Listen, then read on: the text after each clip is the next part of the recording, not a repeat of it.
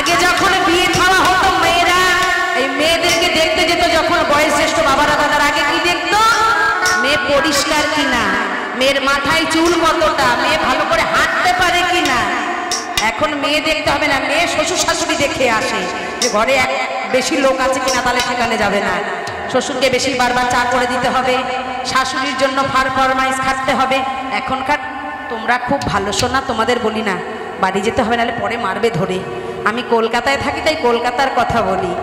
তাই রাধারানী ভালোবেসেছিল কাকে? বিশ্বের সর্বকালো যে আমার গোবিন্দ, আমার গিরিধারীকে, আমার মা কালী, যার কালো রূপে এই জগৎ আলো করেছে। কিন্তু আমরা কালো ভালোবাসি না। মুখ যদি ফর্সা থাকে, আমি যখন মেকআপ করছিলাম বসেছে যে তা দেখেছে কত মোটা করে ময়দা আমার মুখে ডলেছি, মানে যতটা পরিষ্কার আছি হবে না, আরো সাদা হতে হবে। তাই আমার গোবিন্দকে আমার রাই বলছে, আরে আমি জানে বাসি ভালো, সে কাজলের চেহারা কালো, আর হয় না যে তার তুলনা রে তুলনা, দিল না দিল না, সে নিল মনে দিল না, এত যে নিঠুর বন্ধু জানা ছিল না।